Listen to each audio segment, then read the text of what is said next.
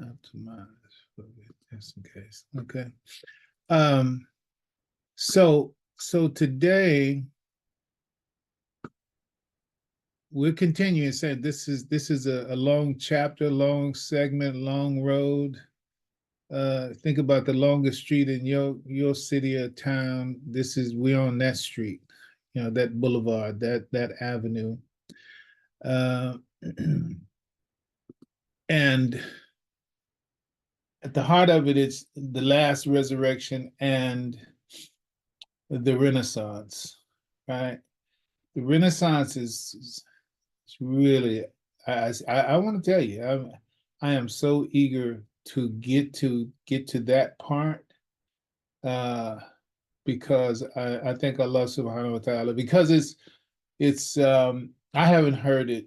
Of course, Imam Mohammed led us to it and has said essentials, but as the Imam says, and I need to say Bismillah al-awwali wal-akhiri, with the blessings of Allah, or rather with Allah's name, from the beginning to the end.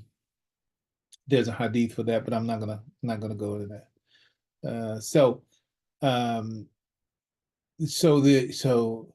The Imam he said, I give you hints and suggestions. It's up to you to get the details to make it edifying for the believers. And so this is what we always do. That's my lane. That's mashallah, alhamdulillah. And so I'm eager to get to that. So to kind of recap, just in the broad sense, where have we been? We have, in everything that we have done in terms of when we started in the Ramadan session, it was to give a more, I won't call it granular, but a nuanced take on aspects of Islamic history that have significant bearing for the whole vein and artery that we're traveling on. Not every detail, every controversy, but the aspect of it that's critical to have and contextualize our whole history, looking back.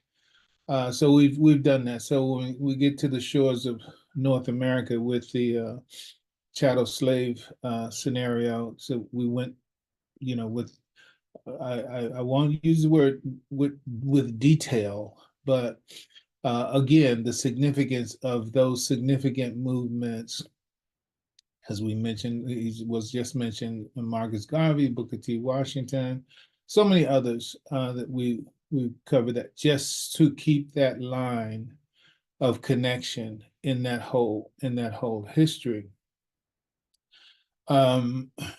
So I want to now coming to the quote, the original Nation of Islam part of it. That's where the major, I would say, contribution that this whole series brings. It's a look and a kind of a condensation, a kind of highlighting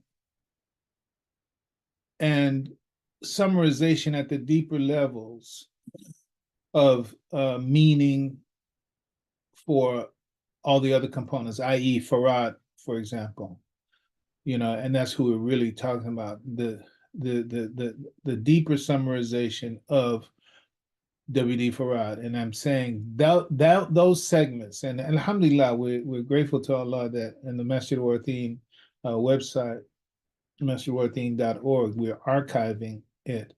I think the last one I haven't sent up for those who are doing this for us on the website to put it up, but I'll make sure, inshallah, I'll shoot it to them today. It's very for them, it's very simple. In any case, so it's like, so the Farad, you want to say, okay, the Farad. So it's like, where do you go to get the understanding, let's say the organic, the certified organic representation of W.D. Farad's strategy and foundations and, intentions and motivations. And according to Imam W.D. Muhammad, etc. That's where you should go. In the full line of it. And we did the same with the same qualification and filtering. We did the same with the Honorable Elijah Muhammad. May Allah forgive his sins and his shortcomings and grant him entry into the paradise, inshallah. Okay, so we're on Imam W.D. Muhammad. So Imam Muhammad, he's just a bigger story. There are people who have, a close in, quote, I won't even, I'll say a close in view, only to make the point that the scope of their perception of the Imam is not big enough really to take in all of what Imam Muhammad is, nor is mine necessarily, but I have the benefit of X years prior to his coming into the office, to call it that, or leadership, and then his full missionary life of 33 years. I'm there before, I'm there. This is not flowers for me. I'm saying to you, is not, if you don't have at least that perspective or that, how can you say, that badge, I'm going to go and use that to try to abbreviate, then there are those who say, no, you really don't know the Imam. You don't know the Imam. It's like, don't know the sidebar, funny. Don't mess with this unless you have any kind of whatever. And you don't have a stomach for ghetto hood barbershop kind of talk. Don't go here. But there's this thing back on Fig. It's a podcast. It's a hood. It's really straight hood podcast. And I'm saying that mainly because of the language and the like. It's not a lot of cursing, but cursing is a part of it. But and I'm give you another name. This guy's really funny. But he's from that history. Some of you know about Ali Sadiq. Again, I'll say it. If you know, you know. If you don't, you don't. Don't worry about it. But this one is Boo Capone. I just this 3 days ago I found him. How you stumble upon stuff online. And so he was having a conversation because it all started about the Michael Jackson piece, and I don't want to go too far in that, but I'm saying if you go back on Fig with Boo Capone and Michael Jackson, it talked about, because the issue was part of it was talking about was Michael Jackson a real Crip? Was Michael Jackson, now that's something like this things that you never heard about, right? So this guy Boo Capone, he has this relationship with the Jackson family going all the way back to Gary, Indiana, and all of that. He's a comedian. He is a comedian, but this is real history. He's just of that nature. He's that's his disposition. His disposition is he's a comedian, but he is from that hood. He is all tied into the history of Crips and Bloods and Vice Lords and all that. Really so, but funny. But funny. So he tells this story, as I'm trying to get to.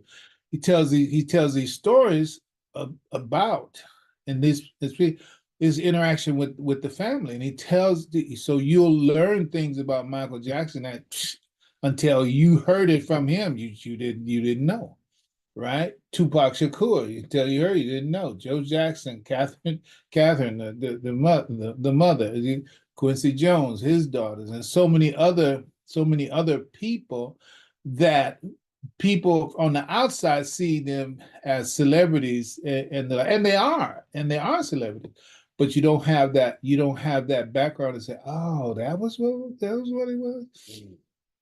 So now draw this all back. There are people who think they know Imam W.D. Muhammad. So no, you don't know Imam W. If you haven't been there with him, and you don't know the little subtle backgrounds, again, this is no boast, but it's like I have an interior view that relates to you had to be there to hear it, to see his expression, to see his body language, to literally in some cases, what direction was he looking in when he said that, and what was the atmosphere, the context, the location of uh, for what he said, and therefore that provides a meaning to it. I thank Allah subhanahu wa ta'ala. I'm blessed to travel in several hemispheres with the Imam, and there were those things that he's told me, about people at high levels, at high levels, both within and without, personally, and the like. So what I'm saying all this to say that I think that the level and the category of this conversation. I'm not saying that there are not others, because the Imam worked with so many, but thank Allah, rather, and not just rather, but it is to say,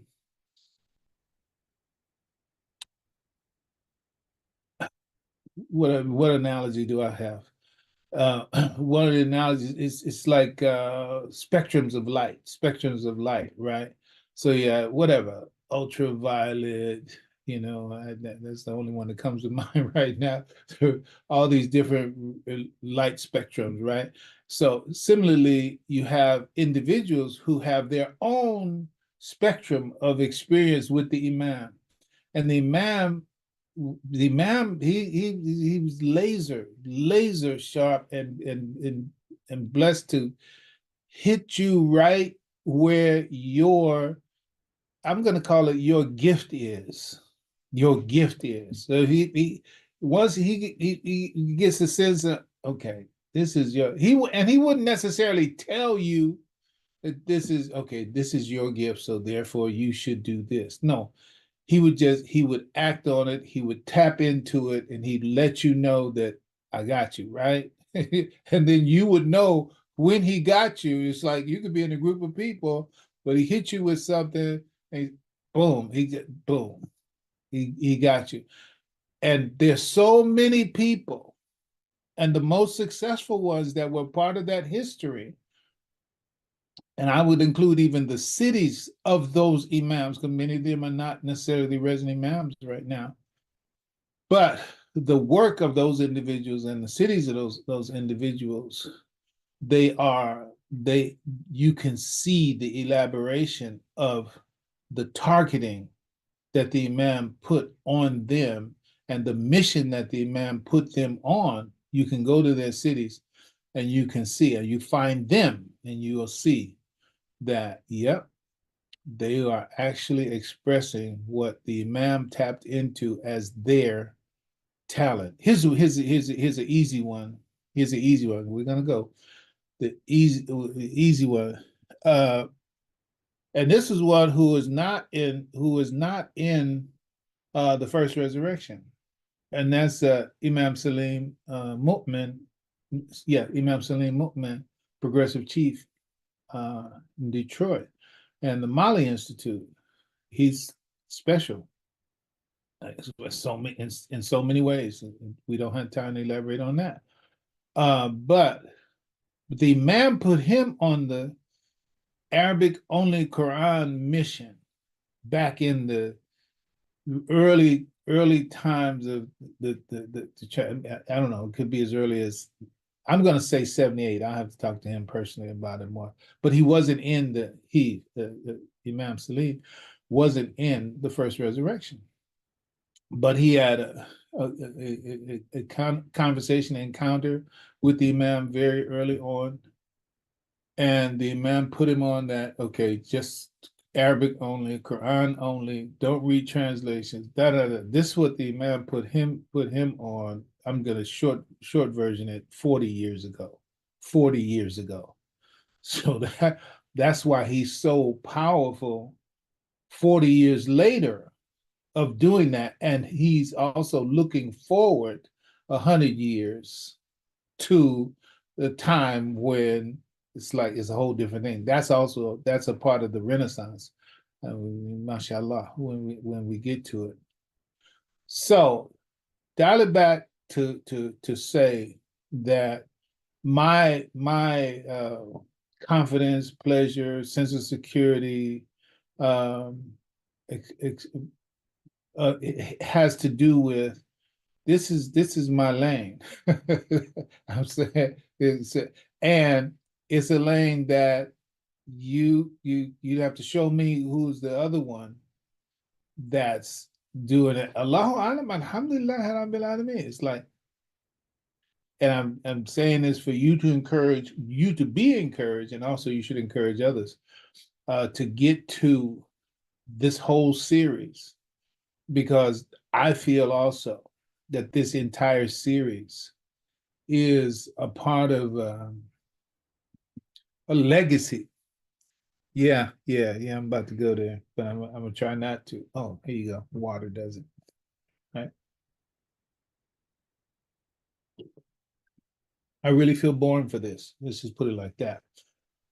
And so that being said, if you don't have a comfortable grasp and connection with this whole line as it is, and yet you feel its significance, then put it in your calendar, put it in your time schedule to go back and catch whatever you haven't caught. Go back and re-listen, and study it like a student in school. I want to be clear on this. I want to be clear on that. I want to be clear on that. Right? Get your questions written down, et cetera, et cetera. And you can hit me with those questions. Don't depend on trying to hit me with, if you want to get an answer from me. If you have my number, then text me. Don't call me. Some of y'all can call me. You know you can, but otherwise, when we're talking about that, you can text me your question, and I'll hit you back, inshallah.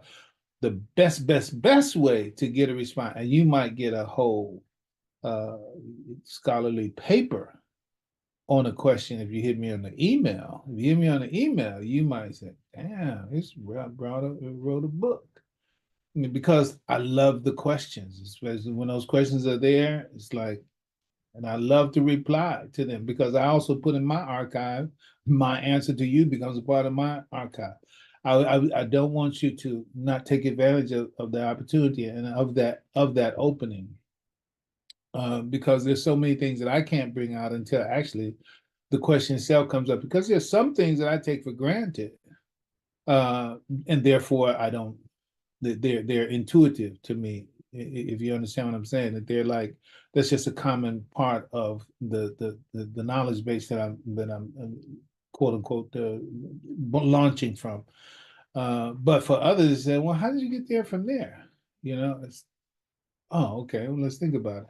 And then here comes the answer. Okay, let's go. So to speak to this, the Peerless Scholarship, I'm trying to keep I have to give me another kind of clock here. So I'm trying to keep this little clock in front of me so I can keep up with the time and not go over and not rush if I don't have to. I don't know. So let's see. Let's see.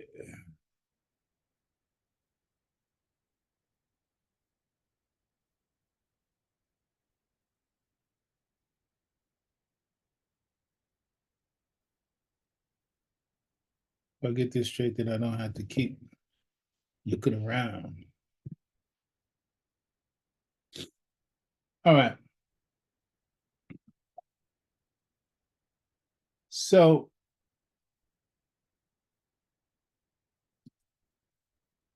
this is just a step back to last week, just to catch up to where we are, where we ended last section.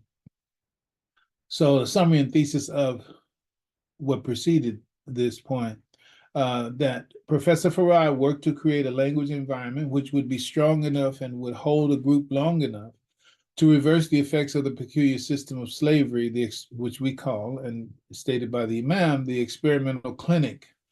And that is this language system, a language environment, it would act as a womb, a prison, or a jig, and also provide food for our emaciated egos and emasculated self-images using things like the Asiatic black man and Yaqub's myth, etc.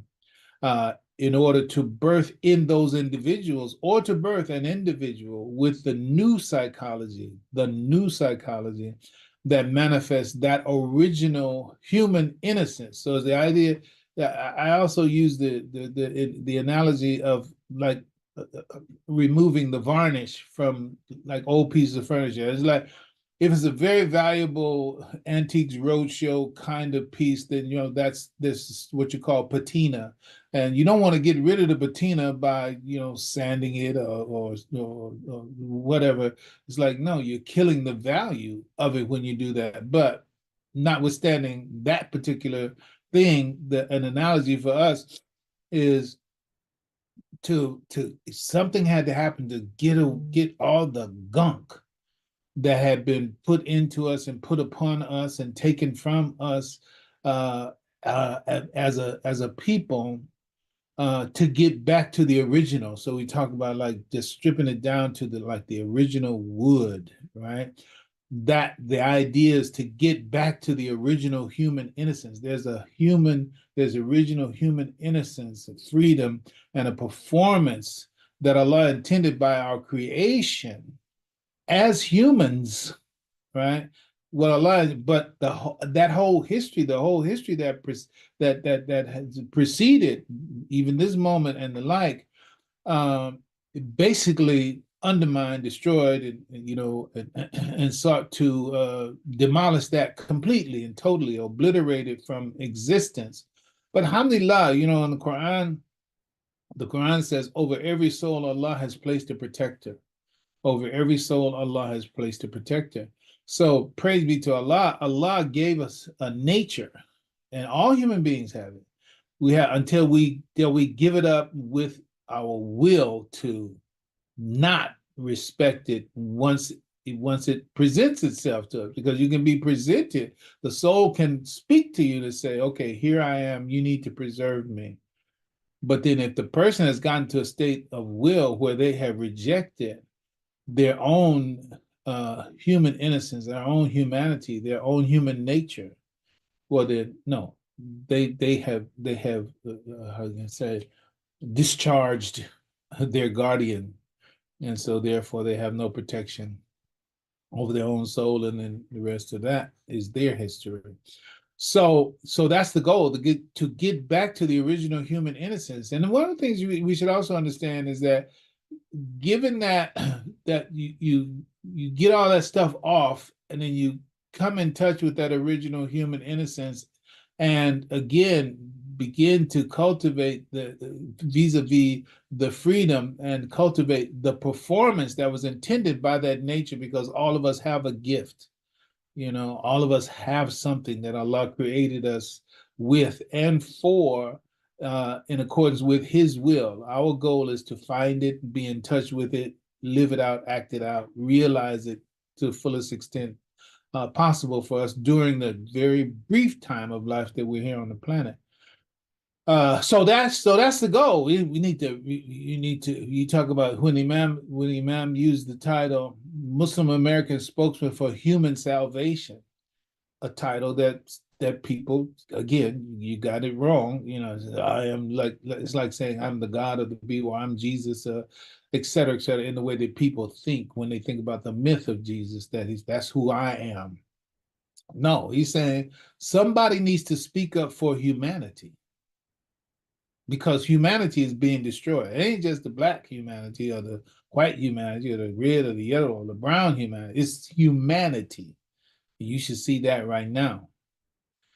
So I'm going to be in America, and as a Muslim, I'm going to be the Muslim American spokesman for human salvation. So it's like, you can be a spokesman for human salvation too. It's like we all should be a spokesman for human salvation. When I'm making a declaration, so the Imam, so that you can understand this is what I'm doing, right?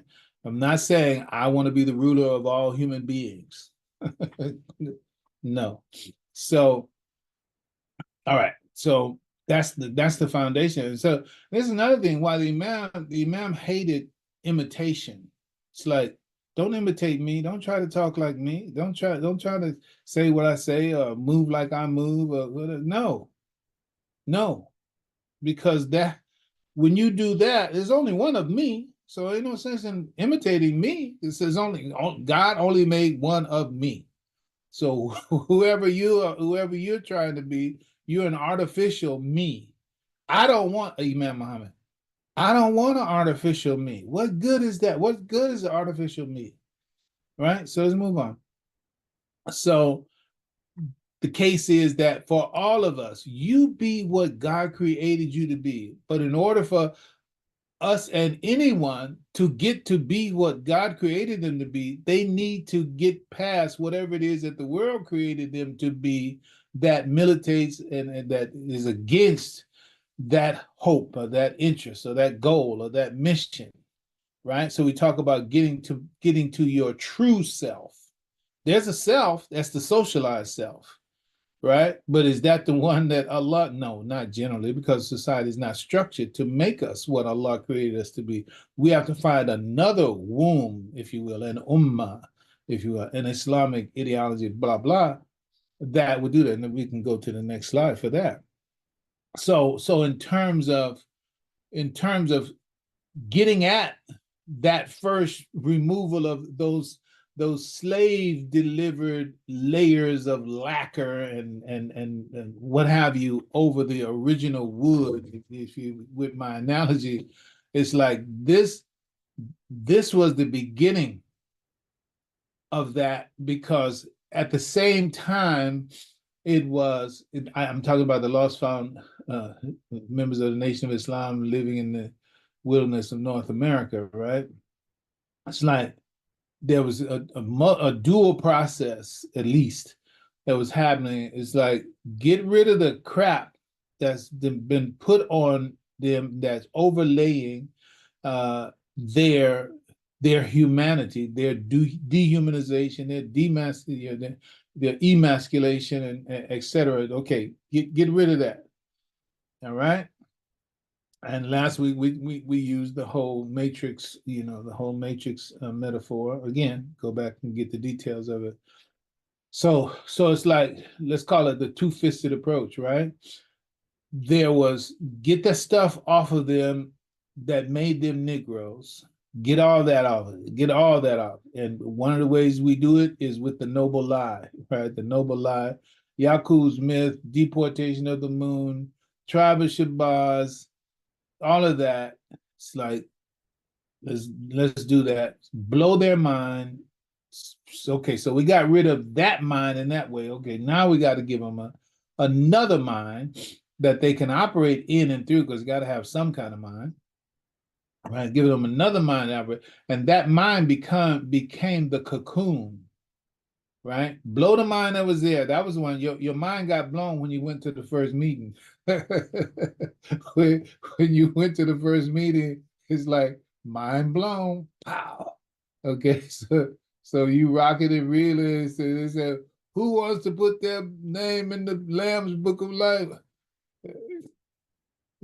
It's like, I don't know what the hell to think right now, but I just give me something, right? So okay, yeah, go over here. So now you got your mind, you got a mind back, right? And then of course, in some cases, when you go back home and you tell your cousin and your mom and your auntie, your daddy, your sister, man, you done lost your mind. That was true. We have lost our mind. But the mind, and nobody ever said that to me, but I know it was said by too many others. It's like, but we have lost our mind, the mind that the world gave us. Okay. But then that was just the beginning of the new. So then we entered in the cocoon, got mind blown. Then we entered into the cocoon of the Nation of Islam. That is, we got immersed into the life and the lessons and the language of the Nation of Islam. That was a part of this resurrection process. And that's, man, come on. This is, where else, if you can parse it out, if you have that interest, I'm saying to you, without having even tried to do what I'm saying right now, is like, okay, where else did something ever happen like that in the interest of the correction of the condition, how can you say, bred into the so-called American Negro anywhere else in history and in the world that wasn't connected with the Nation of Islam? No, no. It's like, no. The ones that were before, those activities which we talked about in the history of this whole series, it's like the ones that were before, right? They were independent. All of them, however, were necessary but not sufficient.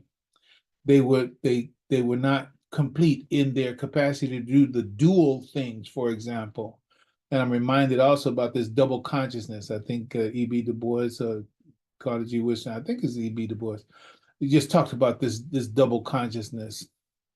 It's like that stuff has to be worked out. The point is, like, the cognitive dissonance, the mind that was that we were, how can you say, messed up with and through, and creating all the, PTSD that we experienced. We need a doctor. We need a doctor to come and give us a prescription that fixed that. So everybody, those that are remembered, that made their mark, is like, okay, each one of them had a part of the fuller solution. But Farad, fact is, Farad had a concoction that included what everybody else had of significance, with another, how can you say, ingredient, right? And his own fantasy satire aimed at a correction, and then also the limited vocabulary from al-Islam, right? Allah, Islam, Assalamu alaikum, Mecca, those guys. I mean, how many more things you got? Mohammed, how many really from the Nation of Islam? How many other words did we really get from the Nation of Islam that was Islamic terminology? Beyond that, you'd have to tell me. But that was enough. That was enough. And then we were told that, oh, you ain't got to do nothing else but be a part of this. And when you're a part of this, then you're a part of the whole thing. So, okay, that's done. Let's go build a nation, right? And that was enough for us. When you think about the pain that we were in before we got our mind blown, and before we, I know they talked about the red pill, blue pill, and for the Bitcoiners in the room, it's like the orange pill, right? So I don't know. I guess it had to be a black pill. I guess it had to be a black pill. So we took the black pill, right? When we took the black pill, it's like, okay, Nation of Islam, that's what it is. And so we were in a whole other world. Let's move on. So, I'm sorry, y'all. This doggone clock scenario is not satisfying me. All right. So our cocoon, so that was our cocoon, right? And when Imam Mohammed, rahimahullah, 75, when he came to us, that was really our true flight out of the cocoon. That was our true flight. We weren't butterflies before Imam Mohammed gave us our wings. He gave us he understood the cocoon. He showed us. He didn't quote unquote make the mistake of helping the butterfly out of the cocoon in such a way that their wings were weak. But he did provide the strength of mind, heart, spirit, faith, courage, that enabled us to come out of it on our own. Now, that's what you had to do. And one of the ways that the proof for that is that there were many who haven't and didn't come out of the cocoon, and they don't have their wings. If you came out of the cocoon of the Nation of Islam, that is, you let it go. The life, the lesson, the language, from the perspective of literally being locked into that. But you took the excellence from it, you took the value from it, you took the interest that it had as an objective, and then you learned the new language. Remember that magic circle of language, that and the master narrative. Everybody lives inside of the language that they speak, inside of their master narrative, and the only way out is to come into another one. Alhamdulillah Rabbil Alameen. Imam Mohammed, and that which is the big part of his contribution, is that he provided a suitable transfer point that's putting it lightly, the perfect transfer point, if not the only true transfer point out of that. Because there are those who came out of that but didn't go with Imam W. Muhammad. Many of them went back to whatever it was they were doing before they got into the cocoon, if you will. And they didn't develop in the cocoon, because if you developed right in the cocoon, then you would come out with your wings. So some stayed in the cocoon, some fell to the ground, blah blah. So that's the case. That's what happens. So believe it or not, here's the new information for the segment here. I'm going to play an audio piece for you because this happened on whatever a month ago. Let's say I had a Apple Care service call that I had to have, and I'm going to let the audio tell you the rest. It's not a recording of the call. It's a recording of my narration of the situation, and you'll see how it bears on what we've talked about. Okay, so it's about 3 minutes. So listen up, turn your volume up, put your earphones on. Hopefully it comes through for you. Today I had I'm sorry. And that approach. My granddaughters, who are, how it is when girls get together, they have a full-blown schoolyard party at grandma's house. It's not grandma and grandpa's house, it's grandma's house. So background, just take that as background music for what the message is. Okay, right, let's go back.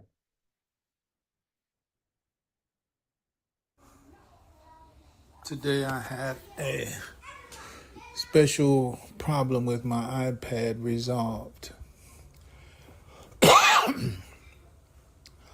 I called Apple Care, and the customer service person said, yes, I can help you. So we began the process. And it was clear that they were referring to some manual that customer service has. So she offered the first solution without any result. And then she had to take a minute away and come back. Okay, the second solution, which called for different finger processes on my part in order to bring about the hoped for effect. But then that didn't work. So she had to, again, get another reference and go to a third approach. And that approach went a long way towards the solution, but it was not the final solution. So she had to ask for remote access to my screen with the limit of saying, look, I'm not going to be able to change anything, go into anything. I can only show you what you may need to do. So do what you were doing in step 3, and then with me on the screen, then I can see what's going on your screen, and then I can direct you with this red arrow as to what to touch using the same process that you learned from number 3. So we did that, and that led to the resolution of my problem. I'm saying all of that to say that depending on how complicated the problem is, that's how complicated the solution has to be. And the one with the problem obviously does not know how to solve the problem. So someone with a higher knowledge of the nature of the problem, even beyond the one that's communicating the solution, they are communicating a solution from a source that knows more than them about how to solve the problem. But that service worker has to be in touch with the information so as to be able to apply it to the person's problem that they are trying to resolve. And such is the case with W.D. Farad, Nation of Islam, Imam W.D. Mohammed. So that's an illustration of the complications related to this whole history. So it's like this is quote unquote, this is past tense now. We're already in, and we're beyond. We had the service call, and that service call did resolve the situation. I'm talking about the situation. Imam Muhammad, Imam Muhammad, and his language and his logic and who he is and what he brought and the strategy he gave us, it is the solution to the problem. It is. It is the solution to the problem of the Negro.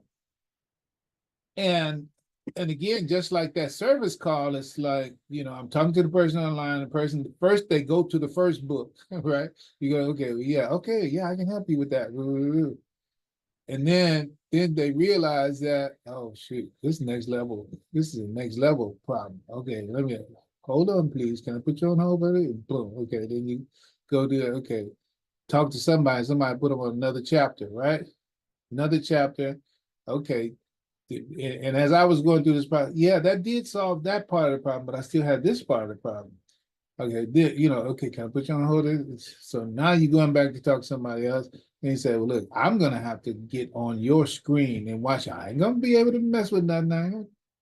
I just need to see what's happening so I can give you directions more personally, if you will, inside of your machine so that I can help you solve your problem. So it's your machine, it's your problem, but you need to give me access to your interior in order for me to solve your problem. And you can't solve your problem. It's your problem, it's your machine, but you don't have the knowledge to solve the problem. You get it? So it's like, that's what's happening, what was happening. I mean, it's still the consequence. Whoever hasn't had and taken the prescription in its fullness, right? There are situations where a person you can be quite okay. You can live a life that by definitions in the world at large, and man, he's doing good, he's doing fine. He's got a great job, great career, great profession, he's got status in the community, got a nice, the portfolio, he's got a nice bank account, blah, blah, blah. But who is he? who are they? What are they doing all this for? Where are they going? What happens, when they die? I mean, literally. So that's not, we don't have to editorialize too much more on that. So again, and so we already explained the ethical situation of Farad, et cetera, but we still concretely trying to make sure that we're very, very clear that it's not a common problem. The Negro is not a common problem in history. No, it's unique in history, period. There has never been a Negro. We talked about Australia earlier. What happened in Australia is also demonstrated by how the country itself responded to an awareness of, okay, yeah, we did that officially. Now we can't fix everybody's stuff. Excuse me. We can't fix everybody, change everybody. But we as a nation, in an official perspective, we can say, hey, sorry, you know. Has that happened? Has that happened in America? No. No. In fact, they're trying to make America great again. You know what I'm saying? So okay, so that's the uniqueness of the situation. Now let's move on to, so now Imam Muhammad's got the baton. I don't know if any of you saw those races. I had to see him on YouTube again. The men's 4x100 and the women's relay. You know how we do. It's like alhamdulillah. I mean, I just, for some reason, those relay races are just exciting. I mean, you can just watch them over and over again, and especially with the commentary. They call them like a horse race. It's like, man, exciting. And when you get those views, you look at how they stroking and how they're moving, and I mean, some of them is like their faces. Their face is not like. It's not, I mean, it's like their face is like this. It's the same. It's like the same. I'm trying to prop my clock up here. It's the same all the way through the race. Like, it's as though they're not even straining themselves, man. But it's really something. Okay. Well, Imam Muhammad, mashallah, alhamdulillah. Uh, uh, well, on one level, we can call Imam Muhammad the third leg, or we can also call Imam Muhammad the last leg of the relay. I can say the third leg because of the fact that he's saying, look, I'm gone. I'm passing on to y'all. So y'all got it now. Y'all, you got to race to the end. So yeah. So the race is not over. His race, from a physical bodily perspective, yeah, his race is over, but he passed the baton on, and it wasn't one baton. It wasn't one baton. So like, yeah, he passed the baton. I got it.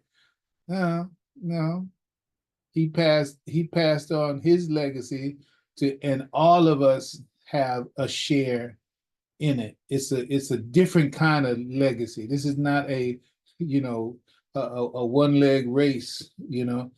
So yeah, y'all got me. So in terms of that, but the Imam has passed the baton on him. This is the race that we're running right now because the destiny is still ahead of us, but we are on track and we are leading when it comes to a realization, an actualization of the reformation of the original humanity, free to operate upon its original potential and connected with the will of God. I need to translate that section and just that's it. All right. Because that's who we are, and that's where we are. Let's move on then. So to speak to this, so let's just follow this too. So we're talking in essence about the peerless scholarship of Imam Mohammed. This is one of the things that in this transition, in the course of the transition, especially since the quote unquote late 70s, let's say, for example, 78, 79, scholar, the whole scholar, people of knowledge. I'm not mocking it. I'm just saying, it's those people who, I don't know. I don't know. Oh, there's a brother. I'm sorry, my brother. I don't remember his name. He talked about we went from the back of the bus to the back of the camel. Back of the bus to the back of the camel. So he's just talking about those. You still a Negro because you're behaving with the Arabs the way that the Negro behaved with the Arabs and Pakistani, whoever else you want to talk about. You're behaving with them the same way that you behaved as a Negro with the white man. So it's like the Negro, you haven't changed, right? So you know him, you met him, you see him, so I don't need to detail him, or you already know. And so so have this they have this language. Remember, talking about language environment, right? And this is also one of the ways that it's like, okay, I listen to your language and say, oh, okay, that's where you are on that. The people of knowledge, then and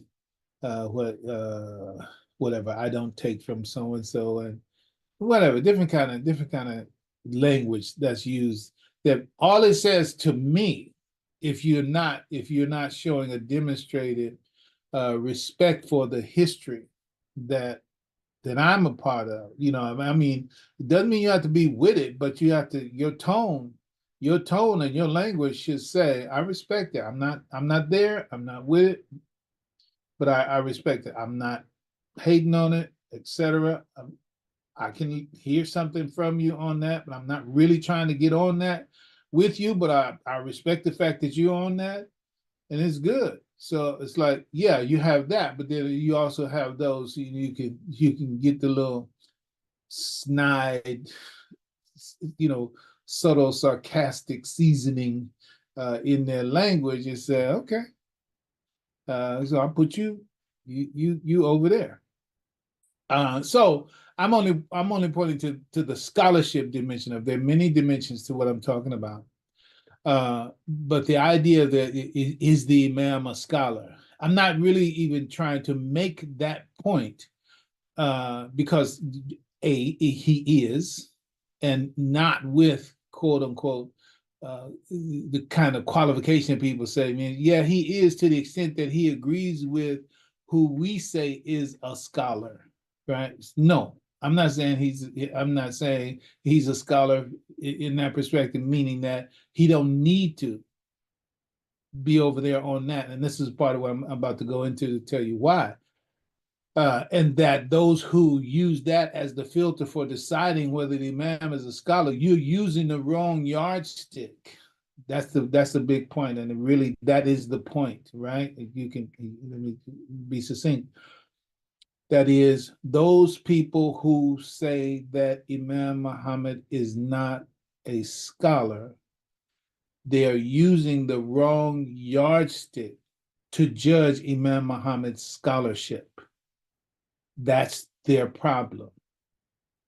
So, okay, no, he's not a scholar. Okay, because that's the definition that you're using for scholar.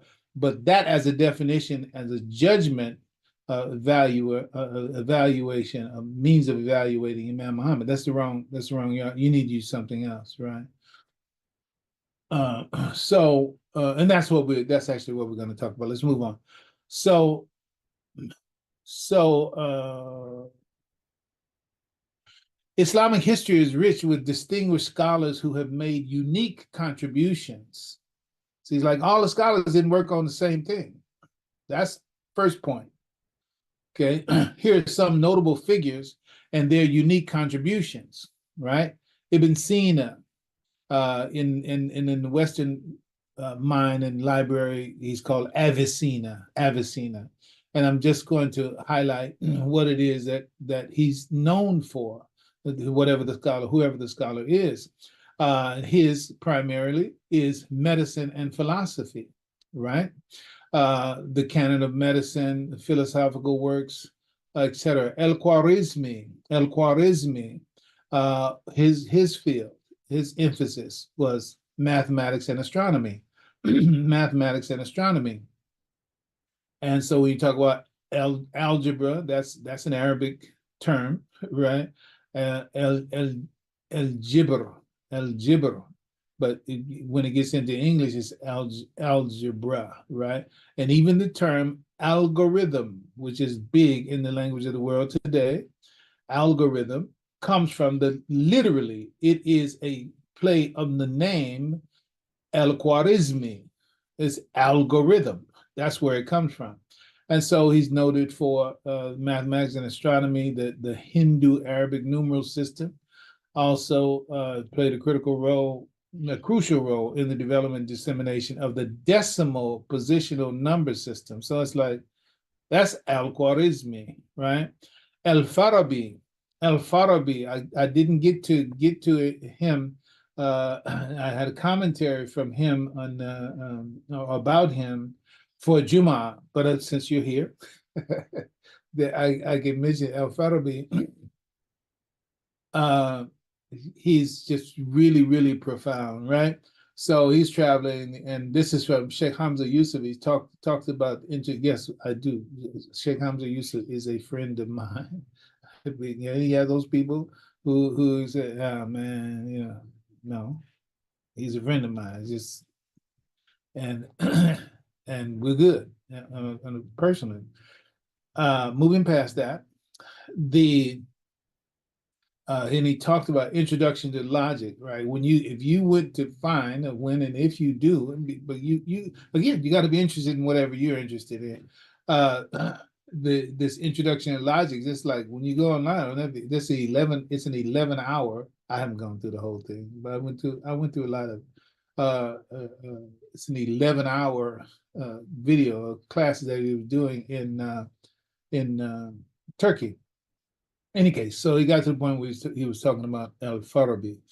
And Al-Farabi was a traveling scholar, just a profound scholar. And so he came to a place among the elite scholars there in Turkey. And so one of the servants was saying something, and somebody there who was trying to communicate with the servant, they couldn't understand what the servant was saying. But then Al-Farabi, and maybe it's El Farabi, but El Farabi is what I'll say. Um, Told him what the servant was saying, and so the person said, "Oh, you speak his language," and El Farabi he said, "I speak 70 languages. I speak 70 languages."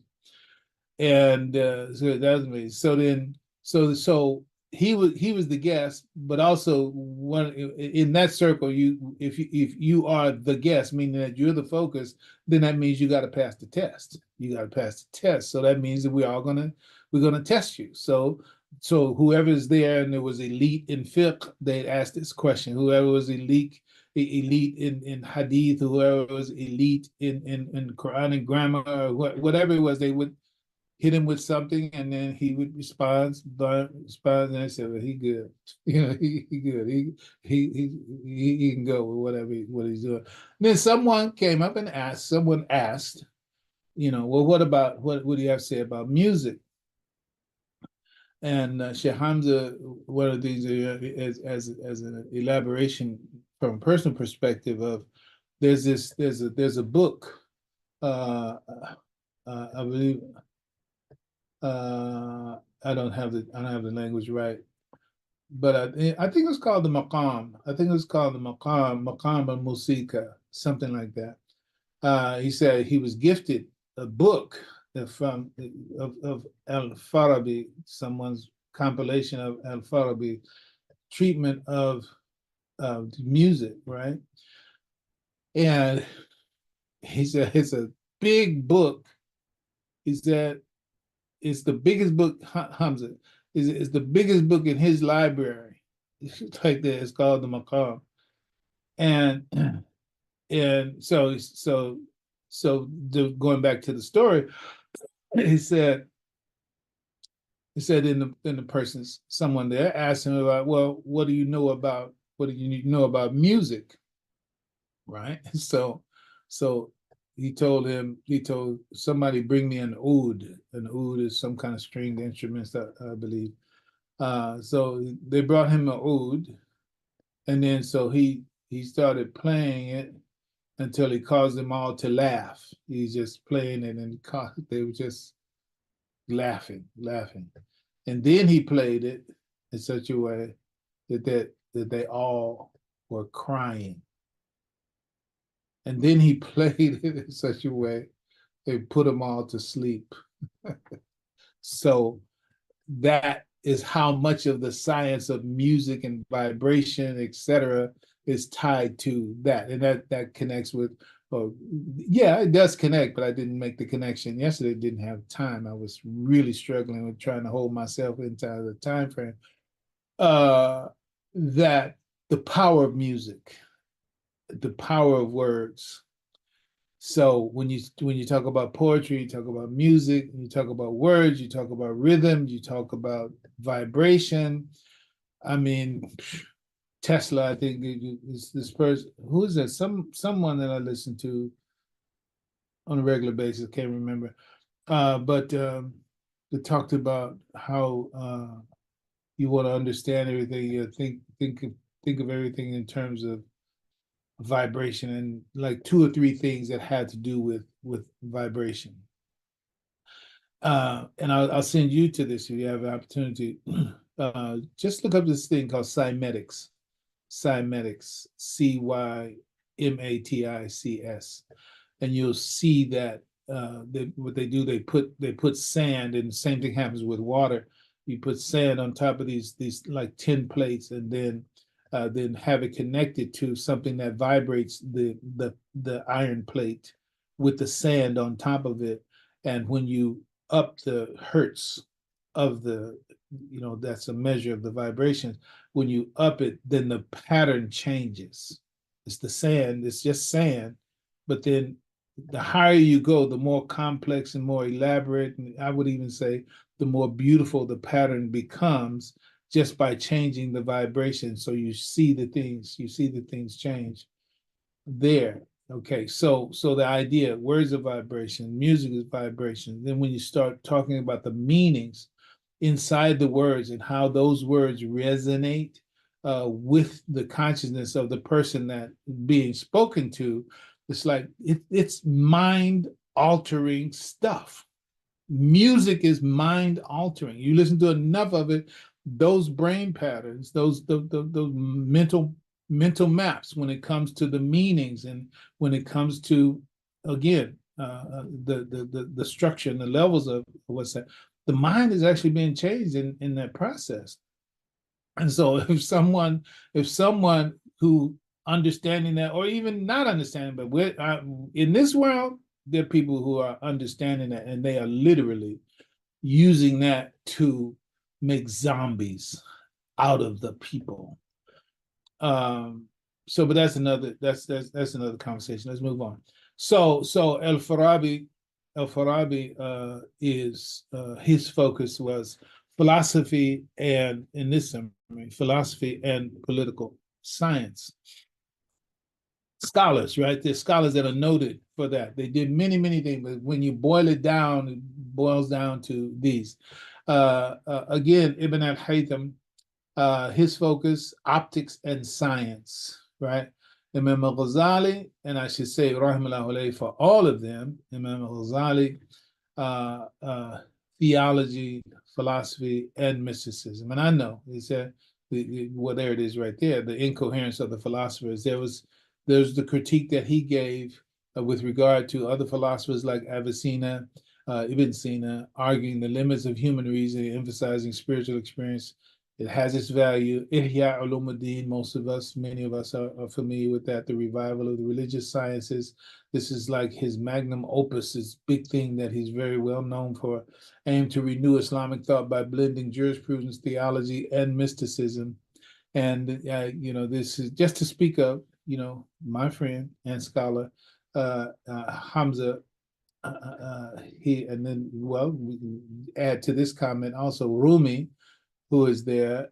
His note is for poetry and Sufism, and so a part of that is a part of what Hamza is often, for those who do, criticized for. And then, listen, everybody has their criticism from the perspective that they stand on. I can't speak to other person's criticism. Hey, from where you stand, that criticism is legitimate for you. I don't stand in the same place, whether it be in degree or whether it be literally. To take that same perspective with regard to, I have to know from where I know from, and what I experience. So much for that. But this is also one of the critiques. Both of those areas, Imam al-Ghazali and Rumi, are one of those areas where a person like Sheikh Hamza gets criticized from. Let me go ahead and say this, since you all are so special and you're here. Um, uh, Now you know if you've been listening to me long enough, then you've heard me say Neil deGrasse Tyson. It's like I'm not a big fan, but I'm not disrespecting of his intellect, right? It's like that guy is different when it comes to science and all that. It's like is different. Like that's fine. And alhamdulillah, that's fine. And I guess it must be his kind of agnosticism. I don't think I ever heard him say he was an atheist, but that's the biggest rub for me. He doesn't declare a faith in God, right? He goes from the I don't know enough to say that there is a God. It's like, yeah, I don't like that, but that's just me, right? So in terms of Sheikh Hamza, there's another place uh where he whatever, it was an interview that he was having. I think it was even with Jordan Peterson. I think it might have been when he had this conversation with Jordan Peterson. I really valued him having an interaction with Jordan Peterson because I valued much of what Jordan Peterson, remember the fish bones, what Jordan Peterson also brings. And then because I could think about so many things that I, quote unquote, in my perception, could tell Jordan Peterson about this, that, and the other that would, move him a little bit closer or further toward the how can you say, the more Islamic end of it, whatever the case may be. Okay. So that means there's like if a Muslim at the level of scholarship of Hamza, Sheikh Hamza, we talk to him, then it's like, it'd be good. And that's really what happened. It's like Jordan Peterson got a very different, or rather an augmented, better perception of Islam, what it really is, etc. So that being said, what was my the Hamza is in his history. Sheikh Hamza had an experience. He had a near-death experience when he was a young man before he was a Muslim. So this is sort of like in his teens, if I'm remembering correctly. His automobile accident, and it's like he literally had the experience of kind of like having his life flash before. I mean, this, you call them NDEs, near death experiences. You need to take a little minute to look at that. And another time that can be the pure subject for that. But so then after that experience and the recovering of whatever requirements of recovery were, that really also sparked, prompted, initiated his journey into knowledge. Now, his father ran a bookstore in the whatever that district is. Well, where it used to be, peace and love, daisies, and then I can't remember that part of. I know Georgetta and Brenda there. You remember Yolanda? She used to go get her hair done. Kale, when Yolanda was wearing braids. These guys, I can't even remember the area it was, but it was really where the flower power time was over there. And so his father in a bookstore, and his mother was also some level of educator. So he was raised in a whole literacy environment, you know. So the point is, so he's already nurtured in literature, in that sense. This is just his life growing up. Okay, then he has experience. So then he goes on this journey. And what comes back to America is Sheikh Hamza Yusuf. And so and he's had his own evolution, obviously, etc. But the only point I want to make right here is that I mentioned Neil deGrasse. Sheikh Hamza he's voluminous in his knowledge and his in those things. It's like I'm truly I'm bound well. Yeah, I hope you know and understand it. So the whole whatever you want to call it, fanboy thing that some kind of crazy comment may come through is like that's not what's happening. It's like, look, I call it like I see it, right? So the word that I want to give you is savant. I'm gonna give you this word, savant. And it's connected with the NDE, the near-death experience. That's an experience that broaches a boundary between certain levels of knowledge and common knowledge, right? Uh, and so the point is that his comprehension, his grasp, his elucidation, his how you can say recall, whatever you want to call it.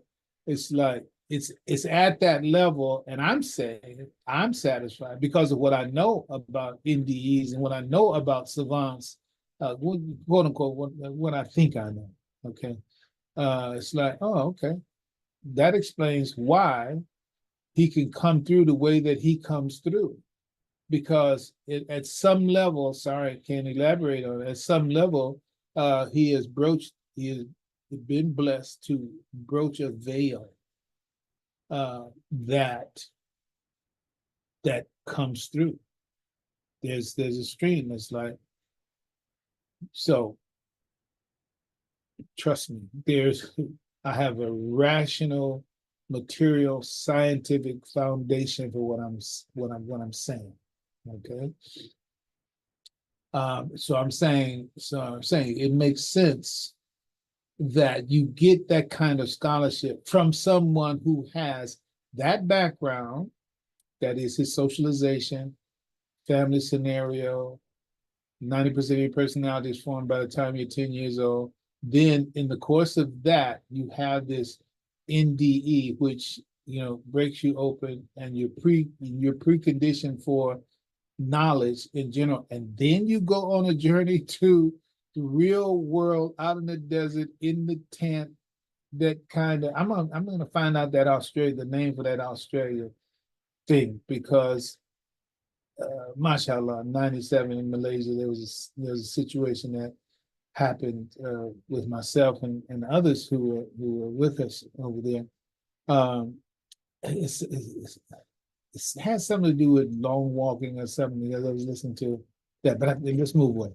So the point is that that's what explains. So the mysticism and the Sufism that also comes to as a criticism, and that for there are those who are not grounded and not balanced in these things. So Imam Ghazali and Rumi, etc. There are those who kind of fetishize that knowledge and and get into a dream world kind of way. And I'll tell you, Imam Mohammed rahimahullah, he said this is his critique of, but again, it's not a pure blanket thing because he told us other things, right? Speaking about this interior view of the Imam, but publicly and externally, the Imam he said the Sufis are the wine bibbers of the Muslim world.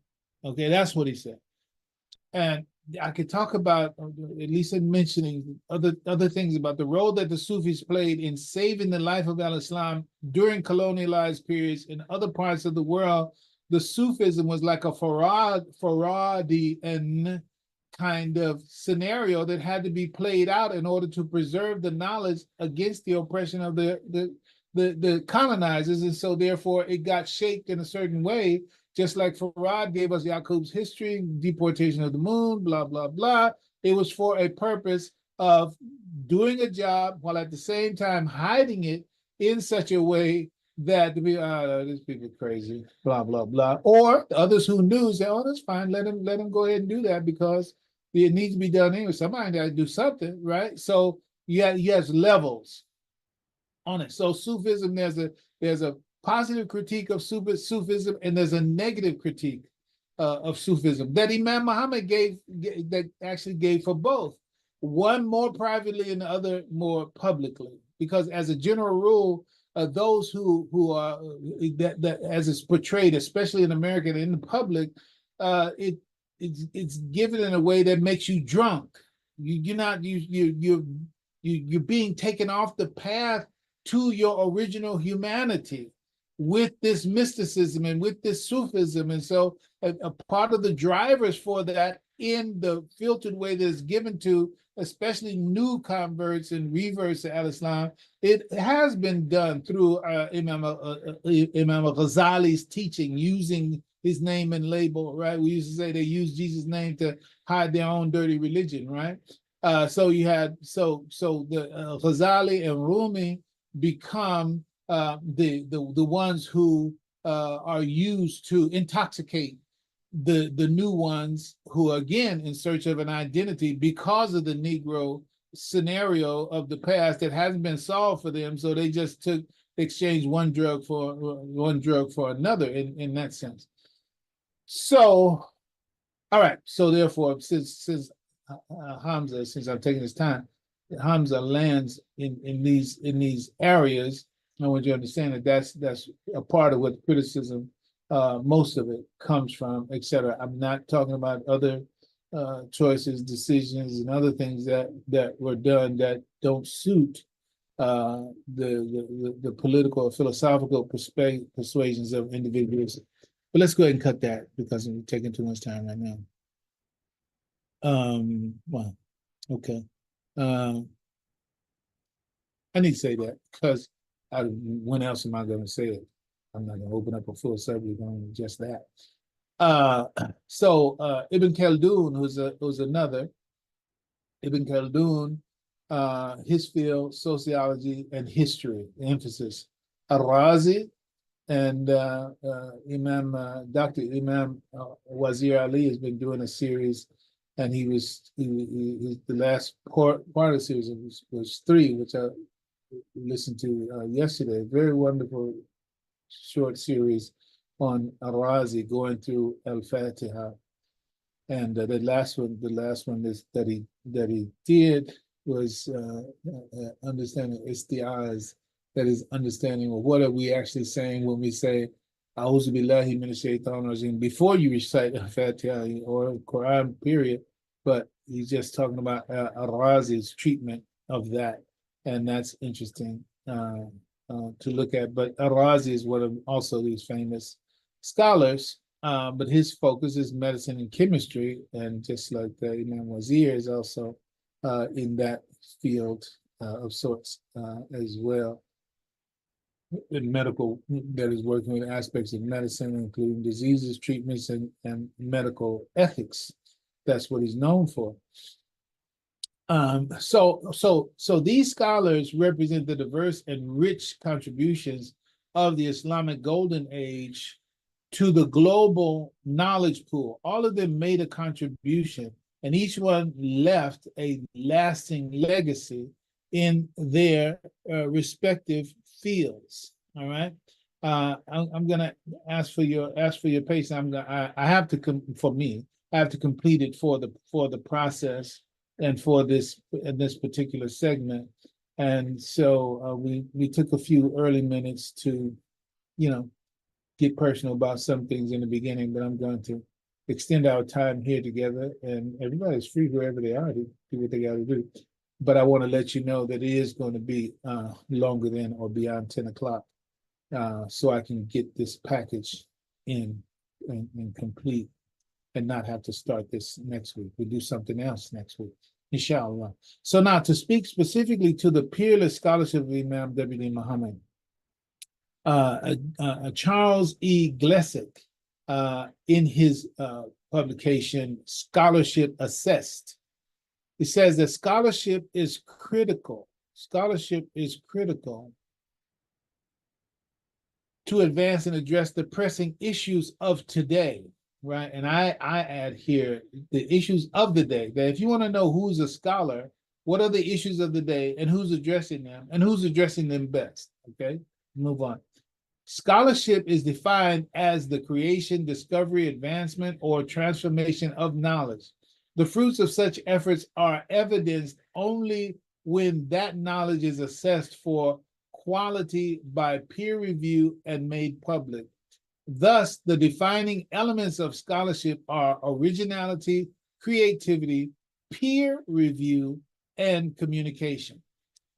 Here are the publications that explicitly critique or mention, or some, I should say, some of them explicitly critique or mention the work of Imam W.D. Muhammad, focusing on his contribution to Islam in America, right? So you want to talk about, well, what have quote unquote other scholars said, if you want to make them peers from that perspective, what people who have been accepted as scholars, what have they had to say about Imam W.D. Muhammad and his particular work? And I'll just name the pieces.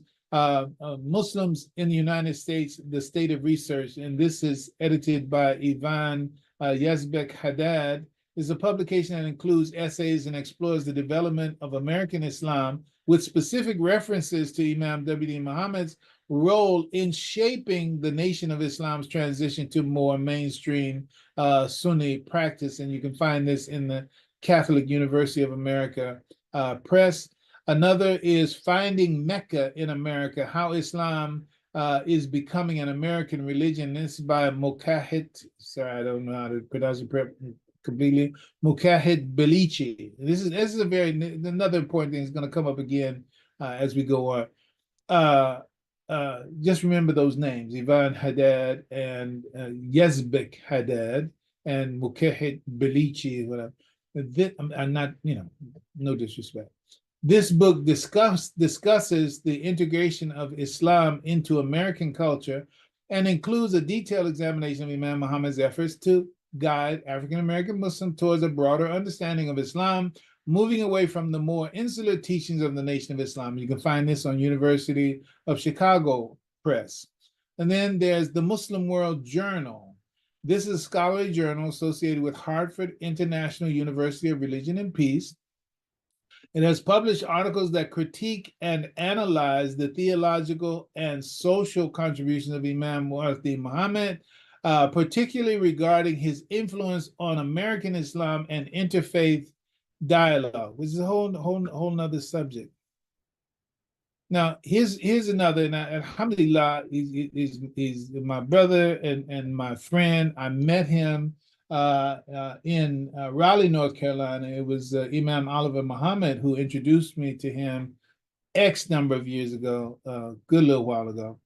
But Timur Yeskayev, Dr. Timur Yeskayev is a scholar who has contributed significantly to the study of al-Islam in America. He particularly focuses on the works of the influential Muslim leaders like Imam W.D. Muhammad.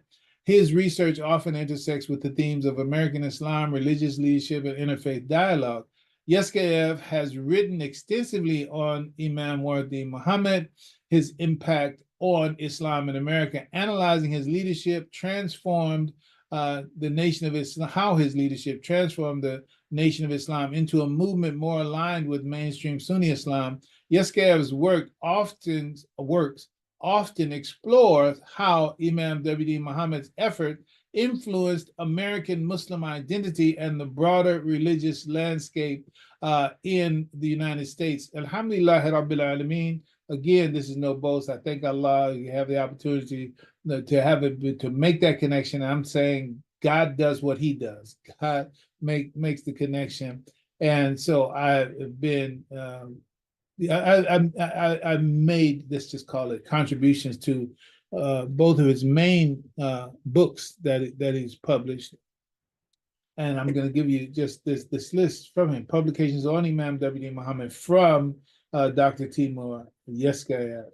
And let me go ahead and say this so I won't forget it again. So, okay, I said, let's go back. Ivan Yazbek, all right, that's Yazbek. Haddad seems to be a married name for her, right? Her maiden name appears to be Yazbek. I've heard Ivan Haddad, I've heard and seen that, but the Yazbek didn't come through any other places. Then you got Mukahit Belichi, right? You got that, right? And now to Timur Yeskayev, he's got a whole nother story. Inshallah, we'll get him on a Zoom together. I actually want to get him. He was teaching at Berkeley Hamza School, Zaytuna. Zaytuna, he was there for some time as a teacher. But he was brought in touch with uh, Islam, Imam W. Muhammad, etc., in Russia before he came to America to continue his his education, right? And so he is an avid student from a scholastic point of view of Imam W.D. Muhammad. And so, inshallah, we get him on and give the backstory of how he got it. So I'm saying from Russia, he was, think about that movie From Russia with Love, but from Russia, he got touched, brought into the vein of this whole river of history and published these, for example, Speaking the Quran, an American Scripture. This is on University of South Carolina Press, 2017. Explores how American Muslims, including followers of Imam Waruddin Muhammad, have interpreted the Quran in ways that resonate with their American identities. It examines how the Quran has been an integral part of American Muslim life. Also, the Quran Heard. I don't, well, it said it was published in 2021. I don't know, time flies because we had conversations in both prior to the publication of both of these. I didn't know how long ago it was. The Quran Heard, sound poetics in 3 American sermons, and I'm telling y'all, it's like he does Pulitzer Prize level critique and connection with Imam Muhammad's teaching. He listens to and reads Imam Muhammad's material and makes those connections in a way for scholars. Again, Routledge is a major publishing house. They don't mess with you unless your stuff is coming through the way it's got to come through. So it's published by Routledge 2021. In this work, Yaske have examined American Muslim sermons, including those by leaders influenced by Imam Waruddin Muhammad, focusing on the interplay of sound, poetry, and religious expression in American Islam. Also, publication Redeeming the Nation: Redemption Theology in African American Islam. Can't think of the name that they call it in theology, but let's move on. This article, published in Studies in Contemporary Islam, delves into the theological contribution of African American Muslim leaders, including Imam Waruddin Muhammad, and their impact on American Islamic thought. Also, Imam and Chaplain. This is published by Oxford University Press, 2015. He co-authored this with Harvey Stark. There's a chapter in the Handbook of American Islam discusses the roles of imams and chaplains in American Islam, which specifically references the influence of Imam Waruddin Muhammad. Okay, so these are scholarly works. So think again about those people who try to judge Imam W.D. Muhammad to say what he is, what he isn't, et cetera, and they haven't scratched the surface of getting into and detailing and critiquing and analyzing and unpacking the Imam strategically, philosophically, theologically, against the proper background of evaluation. They just have this whatever, whatever. You know what I'm saying. You use your own adjectives for it. So I'm gonna press on. Continuing on this, Imam Muhammad's scholarship, particularly his hermeneutics of the second resurrection, is discussed by Zaid Adhami. This is in an article, and I have this link right here. And inshallah, if you remind me, I will send it to you. This is just an article, the hyperlink that you see here. It's to an article of the conference reflections when we did at Zaytuna an academic examination of Elijah Muhammad's contribution to the ministry of Imam W.D. Muhammad. And of course, that's an effort led by Sister Fitra Muhammad, alhamdulillah, doing great work with Study al-Islam. So this was the author, Zaid Adhami, and so this link will get you to that article. I would just want to point out to what he has said regarding Imam Muhammad, his scholarship and his value to al-Islam. Just one quote. He said, Imam Muhammad's multifaceted hermeneutic. Hermeneutic is another way of saying tafsir, let's just call it. Exegesis, different things like that. The Imam's language, which that's basically what's coming up next. So Imam Muhammad's multifaceted hermeneutical approach to his father's legacy is carried on in his community as a part of their collective experiencing and self-understanding. Thus, not only is Imam Muhammad's hermeneutics itself a form of continuity with past hermeneutical practices, but his hermeneutic allows his community to see themselves simultaneously as completely, quote, orthodox, unquote, Muslims aligned with the world community of Islam, that is the Ummah, as well as belonging to a very particular African-American Islamic tradition. So you see that, go back to my Apple Care content. It's like, man, this thing ain't simple. You got to line up a whole lot of things in order for this thing to do what it needs to do for people in a genuine, authentic, and organic kind of way. And this is part of what he's laying out in this statement. It says, as well as belonging to a very particular African-American Islamic tradition and legacy that goes back to the teachings of Farad and Elijah Muhammad. So it just says like, okay, why should we throw out the baby with the bathwater when it comes to the work of Farad and the Honorable Elijah Muhammad in order for us to become true Muslims? You mean we got to dump all that? No. Yeah, there are those who did that and think that it's good when they did that, but no, you like didn't you notice your leg went out with that when you threw that out? Didn't you see your leg in that pile over there? Let's move on. So this sense of continuity is essential to resolving epistemological. So when you got all these big word salad in these quotes, that's when you know you let's use this chopping in high cotton. It's like this is the scholar telling you what's going on. It said this sense of continuity is essential to resolving epistemological crises in a tradition and is thus crucial to understanding how W.D. Muhammad successfully transitioned his community to al-Islam. It's like, man, people want to critique Imam Muhammad or whatever, hate on whatever, use the language that you know what I'm talking about. It's like, Quran, let's just Quran. Quran said, you are rejecting a thing that your knowledge hasn't even comprehended. It's like, how are you going to reject? You haven't even understood it. How are you going to reject it? You haven't even understood it. So you have those that purely from an external point of view, purely from the most superficial point of view, say, hey, Imam is not a scholar. Yeah, bid'ah. A'udhu billahi min shaitan. Astaghfirullah, whatever.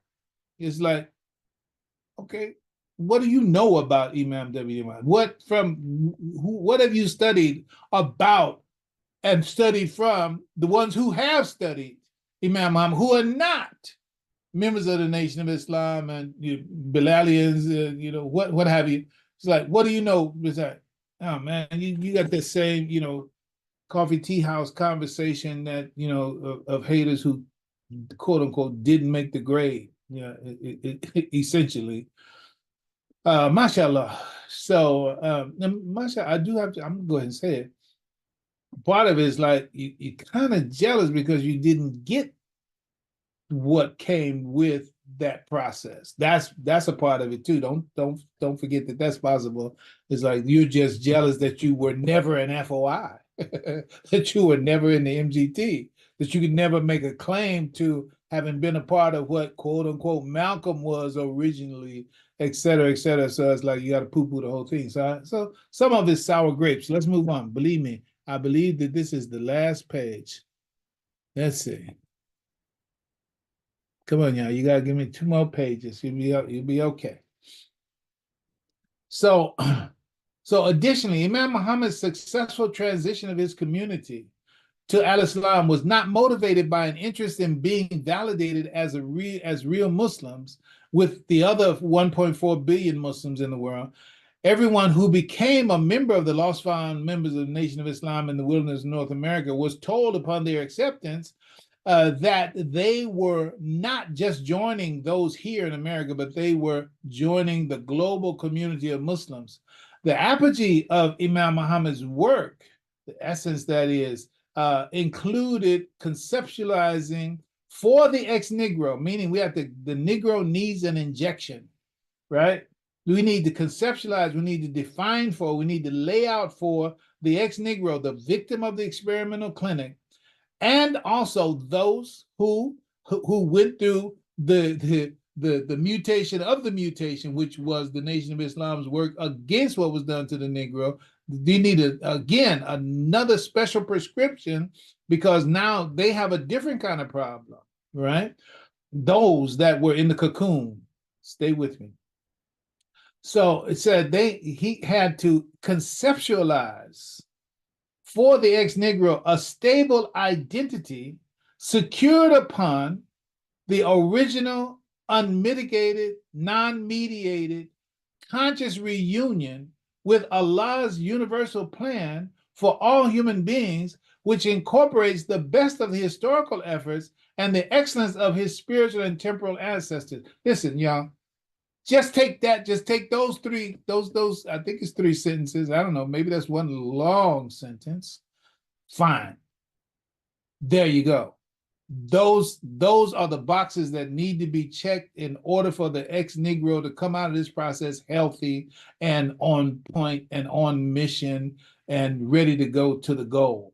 That whatever you give and whatever they get, ex-Negroes, whatever they get, that doesn't check all those boxes, you don't have it. You don't have it. But we do.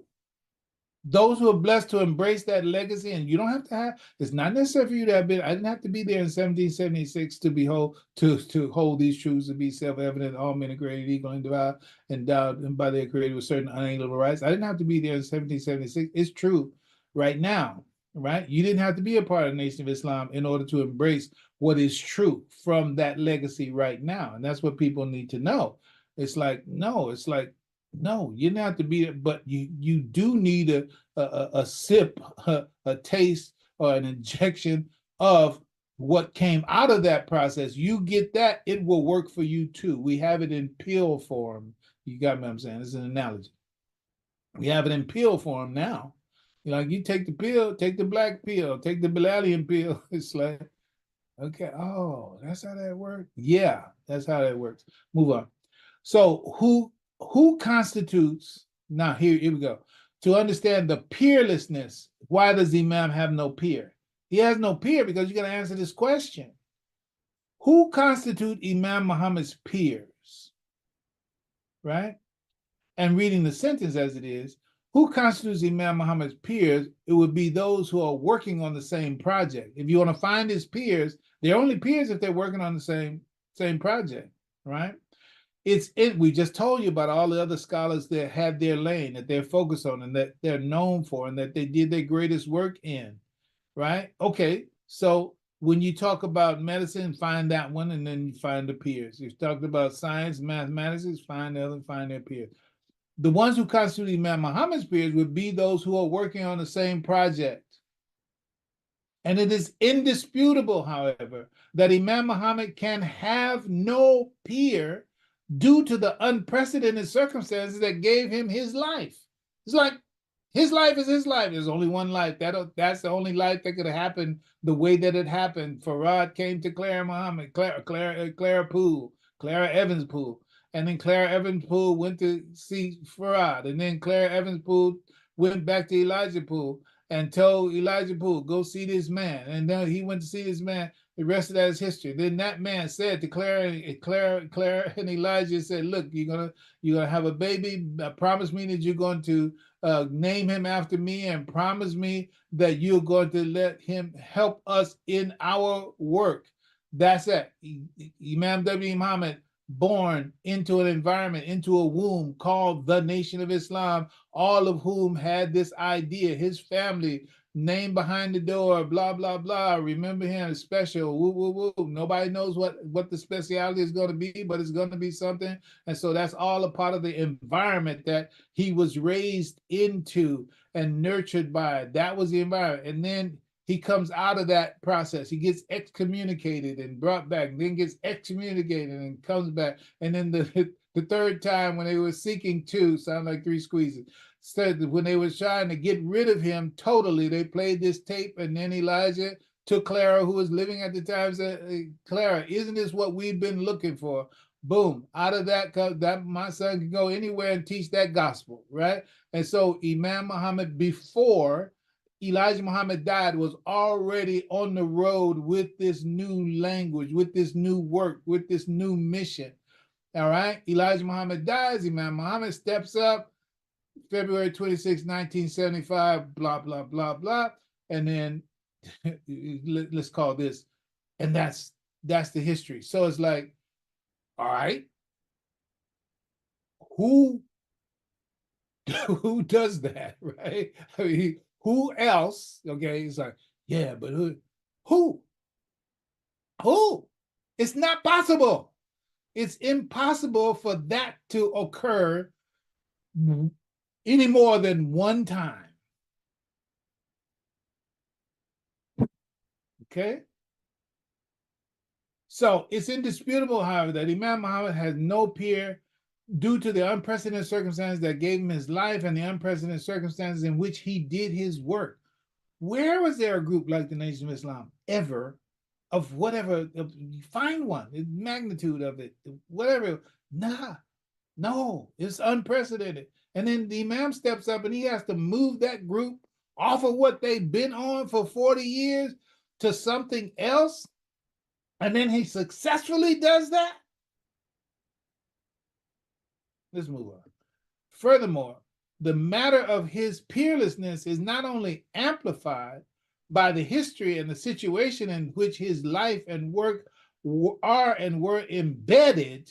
It all happened in a particular womb, right? But also by the objective which constituted the deepest motivation. The objective wasn't, let's be like all the other Muslims.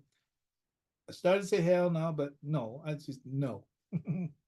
Okay, it said life and work are and were embedded, but also the objective which constituted the deepest motivation of his life and work. See, some Negroes, their deepest motivation is to be approved by the international Muslim community. You know, nah, we ain't on that. Moving on. His motivation of solving the peculiar problem, the peculiar Negro problem with al-Islam. Let's do it with al-Islam. Real al-Islam, not culturally, ethnically biased Islam, but al-Islam that Allah revealed for humanity. Let's put that bomb on the Negro so that ex-Negro can become what Allah originally created them to be. Let's solve that problem. That's the motivation, right? Give them what Allah created for them to have, both within themselves and in the world. If you don't solve that problem, what the hell? All you do is just create another resource. Let's move on. It's on the next page. So the failed diagnosis and the consequent inefficient prescription from those who would otherwise be considered Imam Muhammad's peers. Anyone who wants to compare Imam Muhammad to, okay, well, he's like Professor so-and-so or Imam so-and-so or Sheikh so-and-so or blah, blah, blah, so-and-so is better and so-and-so is better. What the hell? It's like apples and oranges. It's like they're working on what they're working on. Imam Muhammad was working on what he's working on, and those who follow him are working on what they're working on. It's working, hey, keep on working on your pineapples, and you work on your coconuts, and you work on your papayas or whatever. We working on something else. So that's a sign that I'm kind of going too far. My body is moving on. So the failed diagnosis and the consequent inefficient prescription for those who would otherwise be considered Imam Muhammad's peers are that they believe that the only thing that the Negroes need to do is practice and be judged by the Quran and Sunnah without respect for their historical and contemporary social and psychological circumstances. That's a wrong prescription. So all you gotta do is just be Muslim, just follow the Quran and Sunnah. Come on, move on. This is the last page. MashaAllah. Inshallah, but I believe that's the way I said it. Additionally, it is understood that established Islamic cultures, regardless of ethnic or national origins, have their own centuries-old projects of Islamic survival and expansion into the modern world. Turkey's trying to work their stuff out. Philistine's trying to work their stuff out. Whatever.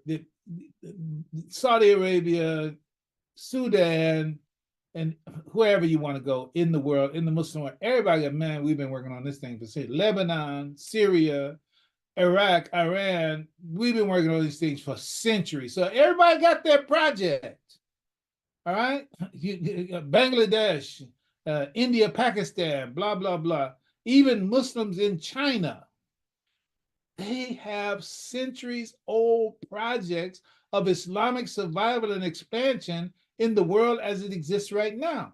So, since they have their priorities, the Negroes, with their peculiar needs as new converts to Islam in America, and I should say in the modern world, for those who are working on their own projects, not respecting that reality, they see the new reverts and the new converts of al-Islam, which are primarily Bilalians, is that they're either seen as potential resources to be seduced from their past, meaning my own past, Bilali, my own issues and my own problems, but then to be conscripted into other existing local representations and regional representations and global Islamic projects, meaning come over here, work with us, come on, do this. This is real Islam. This is going to be a real Muslim. It's like, they pull you off your post if you didn't know you had one.